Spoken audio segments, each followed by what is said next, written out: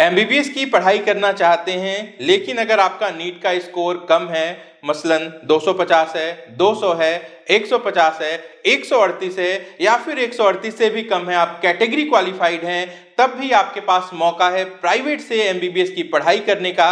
2021 की counselling session में जो देरी हुई है, इसकी वजह से हो सकता है कि आपको आपके कंफर्टेबल बजट में प्राइवेट कॉलेज में आसानी से एडमिशन मिल जाए, लेकिन इसके लिए जरूरी है मल्टीपल स्टेट की काउंसलिंग में अपने आप को एलिजिबल रखते हुए बेस्ट स्ट्रेटेजी को अपनाना, ताकि सबसे सही बजट में आप बेहतर कॉलेज तक पहुंच सकें। बात करेंगे इसी टॉपिक पे आज के इस वीडियो में। नमस्कार, मैं ओम प्रभाकर भारती, मेडिकल काउंसलर, आप सभी का स्वागत करता हूं। कोई छात्र अगर पढ़ाई में कमजोर हो, उसे नीट में कम स्कोर आए और अगर वो पैसे की बदौलत एडमिशन लेना चाहता है, तो मैं इस बात का समर्थन नहीं करता, लेकिन मैंने हजारों केसेस में ऐसा देखा है कि स्टूडेंट के 10वीं और 12वीं में मार्क्स अच्छे होते हैं, जो एग्जाम का वो मॉक टेस्ट देते हैं उसमें भी उनकी जो परफॉर्मेंस होती है वो बहुत अच्छी होती है, 600-650 नंबर भी आ जाते हैं, लेकिन जब एक्चुअल एग्जाम होता है तो वो अच्छा परफॉर्म नहीं कर पाते। तो ऐसे स्टूडेंट अगर चाहें, सामर्थ्यवान हो, तो प्राइवेट से भी पढ़ाई कर सकते हैं, क्योंकि कई सारे प्राइवेट कॉलेजेस ऐसे हैं जिनमें सरकारी कॉलेज से भी बेहतर पढ़ाई होती है।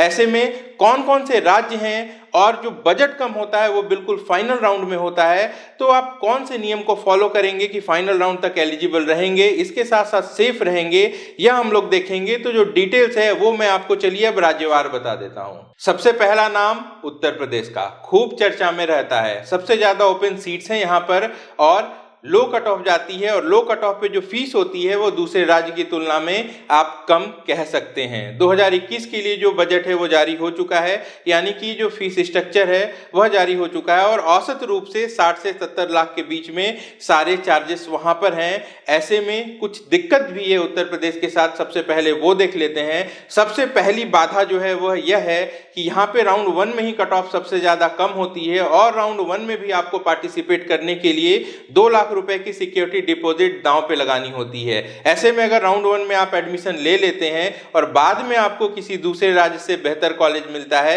या फिर ऑल इंडिया कोटे से डीम्ड यूनिवर्सिटी मिलती है, तब आप उत्तर प्रदेश के कॉलेज को नहीं छोड़ सकते। 2-4 दिन का वक्त जरूर मिलता है राउंड 2 के समय में, लेकिन उस समय में भी आपको 10% जो फीस है उसका नुकसान उठाना पड़ सकता है। एक और बड़ी दिक्कत है उत्तर प्रदेश में, वो है हिडन फीस की। 2020 में भी सरकार ने सारे चार्जेस निर्धारित कर दिए थे, बावजूद इसके कई कॉलेजेस से शिकायत आई जिनकी फीस सरकार के मुताबिक सबसे कम दिख रही थी। वहां पे 10 से 12 लाख रुपए टोटल तक हिडन फीस थी, और अगर उनको छोड़ भी दें तो कई सारे ऐसे कॉलेजेस भी हैं जो कम से कम 50,000 रुपए एग्जामिनेशन फीस के नाम पे पर सेमेस्टर वसूल लेते हैं। ऐसे कॉलेजेस कौन कौन से हैं, इसका अंदाजा लगा पाना बहुत ज्यादा मुश्किल है, क्योंकि 2020 में जो सिचुएशन थी वो पुरानी बात हो गई। 2021 में इसमें किसी भी कॉलेज का नाम जुड़ सकता है और यह सीधे सीधे कॉलेज की नीयत पर डिपेंड करता है। तीसरी समस्या यह है कि उत्तर प्रदेश के कॉलेजेस का स्तर बहुत ज्यादा अच्छा नहीं है। 30 प्राइवेट मेडिकल कॉलेज हैं यहाँ पर, लेकिन इनमें से 7-8 कॉलेज ही ऐसे हैं जिनको आप ठीक ठाक की श्रेणी में रख सकते हैं। इसके अलावा किसी भी कॉलेज में आप एडमिशन लेते हैं तो या तो पेशेंट फ्लो कम होगा, एकेडमिक अच्छी नहीं होगी, इंफ्रा की प्रॉब्लम होगी या फिर मैनेजमेंट की प्रॉब्लम होगी। इनमें से एक या फिर एक से ज्यादा किसी न किसी बात से आपको कॉम्प्रोमाइज जरूर करना पड़ेगा। ऐसे में 65 से 70 लाख रुपए खर्च करना कितना वर्थ है? अगर आपका स्कोर 200 से 350 के बीच है, बजट की बाध्यता है, 65-70 से ऊपर नहीं जा सकते हैं, तो फिर आप उत्तर प्रदेश को अपने ऑप्शन में रख सकते हैं। लेकिन ऐसे स्टूडेंट जिनका स्कोर 350 से ज्यादा है, उनके लिए इस बजट में या इससे भी थोड़े कम बजट में आंध्र प्रदेश और तेलंगाना में कई सारे पुराने और बेहतर कॉलेजेस मिल सकते हैं, तो उनको आंध्र प्रदेश या तेलंगाना भी सोचना चाहिए। उत्तर प्रदेश के लिए काउंसलिंग टिप्स क्या है? राउंड 1 में अप्लाई करिए, सबसे ज्यादा चांसेस जो होते हैं वो राउंड 1 में ही होते हैं। अगला राज्य है तमिलनाडु, इसे भी आप ऑप्शन में रख सकते हैं। 12,50,000 रुपए प्रति वर्ष की फीस है, फीस 5 साल देनी है, लेकिन कई सारे बेहतरीन पुराने कॉलेजेस हैं यहाँ पे, चेन्नई या फिर दूसरे शहर में जो सिचुएटेड हैं, यहाँ पे आप एडमिशन ले सकते हैं। स्कोर की अगर बात करें तो कम से कम 260 से ज्यादा जिनके नंबर हों उनके लिए ही चांसेस होंगे। डिमेरिट की अगर बात करें तो लैंग्वेज बैरियर यहाँ पे हो सकता है। अगर तमिलनाडु में एडमिशन लेंगे तो वहाँ की लोकल लैंग्वेज आपको सीखनी जरूरी होगी, ताकि बाद के दिनों में जब आप प्रैक्टिस करेंगे जाएंगे तब आपको समस्या का सामना नहीं करना पड़ेगा। तीसरा विकल्प हरियाणा हो सकता है। हरियाणा में 5 प्राइवेट कॉलेज हैं। इनमें से 3 private college NC medical college, Adesh medical college और वर्ल्ड मेडिकल कॉलेज। यहाँ पे जो फीस है यह 12 लाख रुपए प्रति वर्ष है, लेकिन 7.5% की ईयरली इंक्रीमेंट भी है। इसके अलावा यहाँ पे एक एसजीटी यूनिवर्सिटी है, इसकी फीस ज़्यादा है, लगभग 90 लाख का बजट है। और एक मुस्लिम माइनॉरिटी का कॉलेज है अल-फलाह यूनिवर्सिटी, यहाँ पे भी 75 से 80 लाख का बजट है। तो अगर हरियाणा आपकी पहली प्रायोरिटी नहीं है, इसे एज अ बैकअप रखना चाहते हैं, तो मैं ये सलाह देता हूँ कि इसे आप मॉप अप राउंड में अप्लाई करें। अगले राज्य का जो ऑप्शन है वह है वेस्ट बंगाल से, और वेस्ट बंगाल में खास बात यह है कि जो कैटेगरी क्वालिफाइड हैं वो भी यहाँ पे एडमिशन ले पाएंगे। कैसे ले पाएंगे यह बताता हूँ। पहले कॉलेज के बारे में जान लेते हैं। जो सबसे बेस्ट कॉलेज है वेस्ट बंगाल का वो है केपीसी मेडिकल कॉलेज, जिसकी फीस 2020 में 50 लाख रुपए थी। यहाँ पे जो कट ऑफ है ये बहुत ज्यादा हाई होती है, लेकिन इस कॉलेज को छोड़ने के बाद जो बाकी के कॉलेजेस बचते हैं, जैसे कि जगन्नाथ गुप्ता, IQ सिटी, आई केयर हल्दिया, गौरी देवी दुर्गापुर, सनाका दुर्गापुर, और एक नया कॉलेज खुला है शांति निकेतन। ये जो सारे कॉलेजेस हैं, यहाँ पर जो फीस है ये 20 से 22 लाख रुपए प्रति वर्ष रहने की संभावना है 2021 में। 2020 में ये जो फीस है लगभग 18 लाख रुपए प्रति वर्ष की थी, और 2019 में यह फीस 12 लाख रुपए प्रति वर्ष की थी। लेकिन जो सबसे बड़ी समस्या है वह है बैंक गारंटी की। बैंक गारंटी छात्र नहीं दे पाते हैं। ऐसे में इनकी सारी की सारी सीटें जो हैं वो तीनों राउंड में खाली रहती हैं, और स्टे मॉप अप राउंड में यहाँ पे ये जो सीटें हैं ये कम स्कोर पर भी मिलती हैं, बिना बैंक गारंटी के भी मिलती हैं। और अब जब 2021 सेशन के लिए ये फीस बढ़ा के 21-22 लाख रुपए प्रति वर्ष कर रहे हैं, तो पूरी संभावना है कि स्टे मॉप अप राउंड में अच्छा खासा नेगोशिएशन जो है वो यहाँ की सीट्स पर मिलेगा। लेकिन दूसरी जरूरी बात यह है कि उस स्टे मॉप अप तक जाने के लिए, उस नेगोशिएशन तक पहुंचने के लिए आपको एलिजिबल रहना जरूरी है। एलिजिबल कैसे रहेंगे? राउंड 1 में अगर अप्लाई करेंगे तो सिर्फ केपीसी का ऑप्शन डालिए, क्योंकि दूसरा कोई भी कॉलेज अगर अलॉट हो जाता है, जो कि पूरी संभावना है, क्योंकि 22 लाख रुपए देके वेस्ट बंगाल में पढ़ाई लोग करें, इस बात पे बहुत बड़ा संशय है, बैंक गारंटी की भी बाधा है। तो अगर आप गलती से दूसरे कॉलेजेस ऑप्शन में डाल देते हैं, सीट अलॉट हो जाती है और आप उस सीट को छोड़ देते हैं, तो आगे के सभी राउंड के लिए आप इनएलिजिबल हो जाएंगे। यानी कि जो स्टे मॉप अप राउंड में कम बजट का मौका मिलने वाला है यह आपको नहीं मिलेगा। वेस्ट बंगाल के ज्यादातर कॉलेजेस नए तो जरूर हैं, लेकिन अच्छी बात यह है कि यहाँ पे जो एकेडमिक्स है यह बहुत अच्छा है। और अगर लीगल टर्म्स की बात करें तो कोई कॉलेज अगर तय फीस से ज्यादा आपसे डिमांड करता है, कैश डिमांड करता है, तो वो इलीगल होता है। लेकिन जो भी फीस सरकार ने तय की है उससे अगर कम फीस पे कोई भी कॉलेज एडमिशन ले रहा है तो यह पूरी तरीके से लीगल है। ऐसे में अगर आप भी इंटरेस्टेड हैं वेस्ट बंगाल के लिए तो आप हमें भी कांटेक्ट कर सकते हैं। हमारे कांटेक्ट डिटेल्स जो है वीडियो के डिस्क्रिप्शन में है, या फिर आप हमारा टेलीग्राम ग्रुप भी ज्वाइन कर सकते हैं। स्टे मॉप अप राउंड में जब सीट्स वैकेंट होंगी तो हमारी कोशिश यही होगी कि सबसे बेस्ट नेगोशिएशन जो है वो हम आप तक पहुंचा सकें। यहाँ पे एक सवाल आपके मन में उठ सकता है कि 22 लाख रुपीस पर ईयर की फीस है, यानी कि जो पूरा पैकेज है वो 1 करोड़ से भी ऊपर का है, तो आखिर कितनी ज्यादा नेगोशिएशंस यहाँ पर संभावित हैं? यह मैं आपको बता दूं कि यह मेरा व्यक्तिगत अनुमान है कि स्टे मॉप अप राउंड में यह जो बजट है यह कम होकर 80 से भी नीचे 70-75 भी जा सकता है। लेकिन फिर से दोहरा देता हूं, इसका कोई ट्रेंड नहीं होता, यह मेरा व्यक्तिगत अनुमान है। जो एक्चुअल बजट होगा वो उस समय की वर्तमान परिस्थिति पर डिपेंड करेगा कि कितनी सीटें वैकेंट आई हैं और कितनी ज्यादा डिमांड मार्केट में है। जो 2 फैक्टर्स हैं बहुत इंपॉर्टेंट जिसको आप कंसीडर कर सकते हैं। सबसे पहला तो यह है कि काउंसलिंग में बहुत ज्यादा देरी हो चुकी है, इसका इफेक्ट पड़ेगा। और जो दूसरा फैक्टर है वो यह है कि जो नंबर ऑफ सीट्स हैं प्राइवेट कॉलेजेस की ये भी काफी ज्यादा बढ़ी हैं। तो ऐसे में जो मेरा अनुमान है वो मैंने आपको बता दिया। जो एक्चुअल बजट होगा वो तो उस समय की प्रेजेंट सिचुएशन पर ही निर्भर करेगा। वेस्ट बंगाल के लिए बहुत ही इंपॉर्टेंट टिप बता देता हूं कि अगर आपको रजिस्ट्रेशन करना हो तो आप चाहें तो सीधे सीधे मॉप अप राउंड में रजिस्टर करें, लेकिन अगर राउंड 1 में रजिस्टर करते हैं तो सिर्फ एक ही ऑप्शन डालें, केपीसी का। कोई दूसरा ऑप्शन अगर आप डालते हैं तो आपको ज्यादा फीस पे एडमिशन मिलेगा, बैंक गारंटी के साथ मिलेगा। एडमिशन नहीं लेते हैं तो एलिजिबल नहीं रहेंगे, और अगर छोड़ देते हैं, एलिजिबल बने रहते हैं, तो लास्ट राउंड में आपको नेगोशिएटेड फीस भी मिलेगी और बैंक गारंटी भी नहीं देनी होगी। दूसरी इंपॉर्टेंट टिप्स ये है कि वेस्ट बंगाल में मॉप अप राउंड में आपको इंटरेस्ट शो करना होता है, यानी कि अगर आप राउंड 1 या फिर राउंड 2 में पहले से भी रजिस्टर्ड हैं तो भी मॉपअप राउंड के लिए आपको इंटरेस्ट शो करना पड़ता है। चार्जेस नहीं लगते हैं यहाँ पे, लेकिन ये करना ज़रूरी होता है, या फिर आप चाहें तो मॉपअप में फ्रेश रजिस्ट्रेशन कर सकते हैं। अब बात करेंगे बिहार राज्य की। बिहार में 3 पुराने कॉलेजेस हैं, माता गुजरी देवी, कटिहार और सासाराम। अगर यहाँ पे एडमिशन की बात करें तो माता गुजरी देवी और कटिहार के लिए आपको कम से कम 500 मार्क्स चाहिए, सासाराम के लिए कम से कम 400 मार्क्स चाहिए। इसके बाद के कॉलेजेस में लॉर्ड बुद्धा आता है, नेताजी सुभाष है और मधुबनी मेडिकल कॉलेज है। 2 नए कॉलेजेस भी हैं यहाँ पे, लेकिन इन सारे कॉलेजेस की जो एवरेज फीस है वो लगभग 80 लाख रुपए है।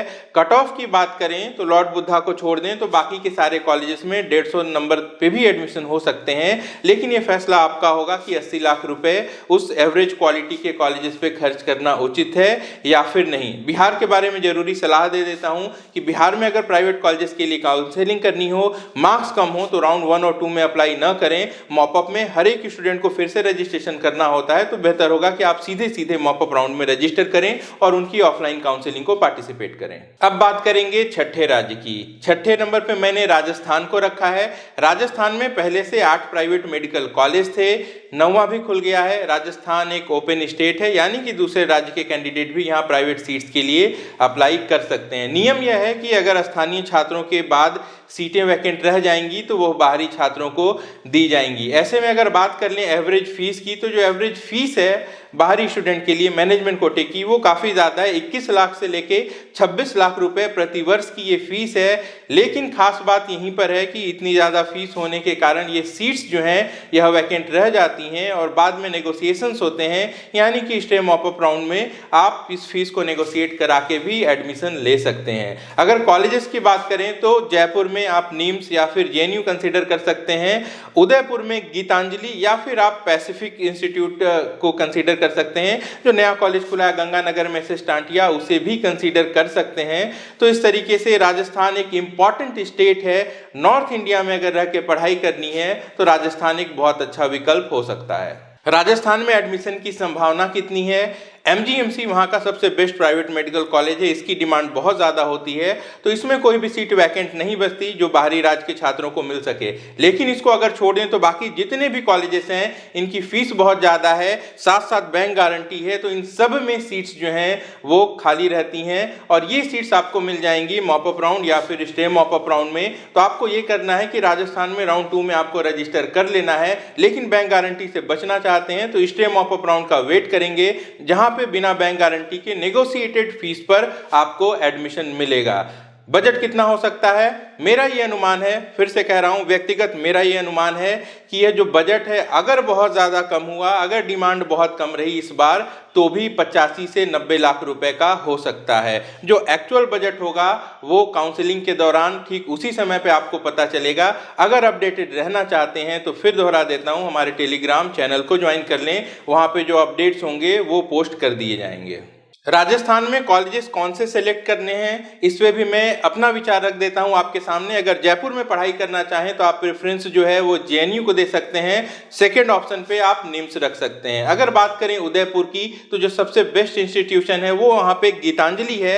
अगर सेकंड ऑप्शन आपको चुनना हो तो आप वहां से पिम्स रख सकते हैं, थर्ड ऑप्शन अमेरिकन का रख सकते हैं। बाकी जो दूसरा पैसिफिक का इंस्टीट्यूट है या फिर जो अनंता है आप उसे अवॉइड भी कर सकते हैं।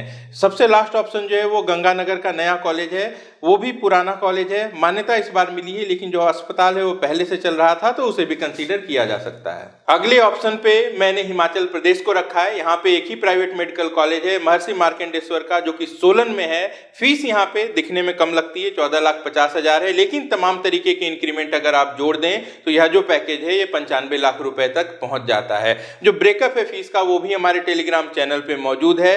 कट ऑफ की अगर बात करें तो 200 स्कोर भी यहाँ के लिए सेफ स्कोर है और स्टे मॉपअप राउंड में 200 से कम स्कोर पे भी यहाँ पे सीट मिल सकती है। 8वें नंबर पे कोई राज्य नहीं है, मैं डीम्ड की बात करूंगा। डीम्ड कॉलेजेस की संख्या 2021 में लगभग 49 रह सकती है। 2020 में ये देखा गया था कि पौंडीचेरी और तमिलनाडु के कई सारे डीम्ड कॉलेजेस ऐसे थे जिनकी फीस ईयरली बेसिस पे काफ़ी ज़्यादा थी, लेकिन बाद में जब सीटें वहाँ पे वैकेंट रह गई थी तो वो फीस काफ़ी ज़्यादा रिड्यूस कर दी गई थी। 2021 में भी ऐसा हो सकता है। हालांकि 2021 में जो काउंसलिंग का नियम है इसमें कुछ बदलाव भी हुआ है जो इस बात पे असर डालेगा। 2020 में महाराष्ट्र के भी कुछ गिने चुने कॉलेज ऐसे थे जहां पे फीस जो है वो नेगोशिएट हुई थी।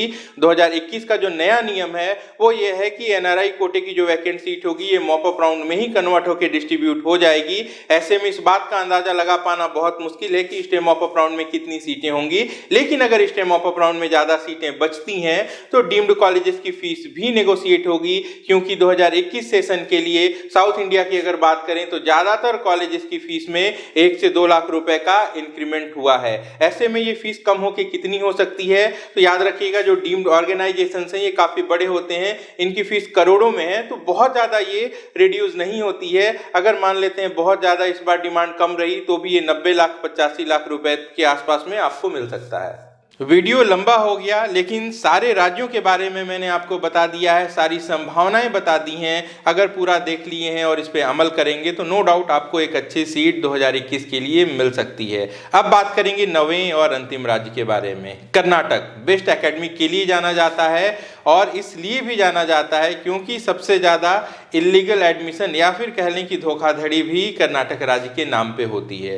धोखाधड़ी होती है जानकारी के अभाव में, और एक जो कंडीशन है कर्नाटक में ये भी इसके लिए जिम्मेदार है। कंडीशन ये है कि एनआरआई कोटे के बराबर यहाँ पे एक अदर कोटा है जिसकी जो औसत फीस है वो 35 लाख से लेके 45-50 लाख रुपए पर ईयर तक भी है।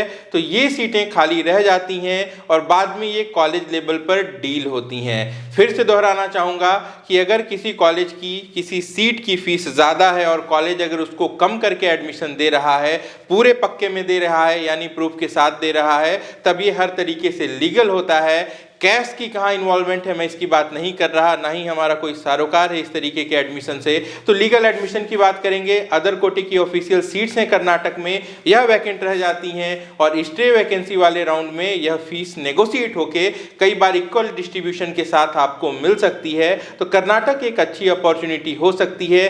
करना आपको यह है कि कर्नाटक की काउंसलिंग में आपको अप्लाई कर देना है। शुरुआत के राउंड्स में आप सिर्फ मेरिट वाली सीट्स भरें कॉलेजेस की, अदर कोटे की सीट ना भरें, क्योंकि अगर गलती से अदर कोटे की सीट अलॉट हो जाती है और भारी भरकम फीस आप नहीं दे पाते हैं तो आगे के राउंड के लिए आप इनएलिजिबल हो जाएंगे। बात कर लें कि बजट क्या हो सकता है कर्नाटक में, तो जो अदर कोटे की जो फीस है नेगोशिएट होगी, ये फिर से उस समय करंट सिचुएशन क्या है, कितनी डिमांड है एडमिशन की, इस पर डिपेंड करेगा। हालांकि कर्नाटक की डिमांड बहुत ज़्यादा होती है तो यह जो बजट है ये कम होने के बावजूद आपके लिए 90-95 लाख रुपए का हो सकता है। लेकिन जो देरी हुई है इसकी वजह से बहुत ज़्यादा मांग में कमी आती है, तो यह बजट घट के 80 से 85 लाख भी जा सकता है। तो आपको करना यह है कि सारे स्टेट में अप्लाई कर देना है और सिचुएशन को अच्छे से मॉनिटर करना है। अलग अलग राउंड की जो काउंसलिंग होगी, हर एक राज्य के अलग अलग नियम है, उसके मुताबिक आपको उस बाद वाले राउंड के लिए अपने आप को एलिजिबल भी रखना है। कर्नाटक के बारे में आपको एक बात ध्यान देनी है कि यहाँ जो मिनिमम रिक्वायर्ड नीट के मार्क्स हैं वो 138 हैं। अगर आप कैटेगरी क्वालिफाइड हैं तो कर्नाटक में एलिजिबल ही नहीं है। तो ऐसे स्टूडेंट जो कि कैटेगरी क्वालिफाइड हों उनके लिए जो बेस्ट ऑप्शंस हैं वो डीम्ड यूनिवर्सिटी से हो सकते हैं, राजस्थान से हो सकते हैं या फिर वेस्ट बंगाल से भी हो सकते हैं। तो ये मल्टीपल स्टेट काउंसलिंग से जुड़ी हुई जानकारी थी। अपने आप को कैसे आप बैलेंस रखते हुए काउंसलिंग में सबसे बेस्ट कॉलेज तक पहुँच सकते हैं मैंने बता दिया है। और इस काउंसलिंग की प्रक्रिया में अगर आपको हमारी ज़रूरत महसूस हो तो हमारी पर्सनलाइज्ड काउंसलिंग सर्विसेज हैं, पेड गाइडेंस है, आप इन्हें अवेल कर सकते हैं। हमारे संपर्क सूत्र इस वीडियो के डिस्क्रिप्शन में दिए गए हैं। ओम एजुकेयर का जो ऑफिस है वो जमशेदपुर में है, जयपुर में एक ट्रस्ट सेंटर है और एक प्रयागराज में भी है। हमारी तरफ से यही कमिटमेंट होती है कि जेन्युइन प्रोसीजर के माध्यम से सबसे सुटेबल सीट, सबसे बेस्ट बजट जो आपके स्कोर पर पॉसिबल हो, आपको वहाँ तक पहुँचाया जाए। हमारे चार्जेस ज़्यादा ज़रूर हैं, लेकिन ये पूरी आश्वासन की बात होती है कि अगर आपको कोई सीट मिलती है तभी ये चार्जेस आपको बियर करने हैं, अदरवाइज 100% रिफंड पॉलिसी को हम फॉलो करते हैं। एक और खास बात यह है कि जो जेन्युइन सीट्स होती हैं सिर्फ हम उनके बारे में ही बात करते हैं, क्योंकि कई बार मैंने ऐसा देखा है कि कई सारे कॉलेजेस भी गलत तरीका अख्तियार करते हैं एडमिशन के लिए। कई बार एनआरआई सीटों का हेरफेर होता है। ऐसे किसी भी तरीके का ओम एजुकेयर समर्थन नहीं करता, क्योंकि मैंने कई सारे रिकॉर्ड्स ऐसे देखे हैं जहां पे अगर बाद में किसी तरीके की दिक्कत आ जाए एडमिशन में तो वहां पे काफी ज्यादा नुकसान होता है। यह नुकसान कंसल्टेंट का नहीं होता, कॉलेज का तो बिल्कुल भी नहीं होता, सीधे तौर पे उस छात्र का होता है जिसने वहां पे एडमिशन लिया था। आशा करता हूं यह जानकारी आपको पसंद आई होगी। वीडियो को लाइक जरूर कर दें, सब्सक्राइब कर लेना है। तो मैं जल्द मिलता हूं नई वीडियो में नई जानकारी के साथ। आप अपना और अपनों का अच्छे से ख्याल रखिए। नमस्कार, जय हिंद। नीट काउंसलिंग से जुड़ी पूरी जानकारी, important updates, MBBS, BDS, BAMS एवं अन्य मेडिकल कोर्सेज के admission process, data and trend analysis और टॉप कॉलेज की संपूर्ण जानकारी एक ही प्लेटफॉर्म पर। सब्सक्राइब करें ओम एजुकेयर चैनल को और पाएं सटीक और विश्वसनीय जानकारियां।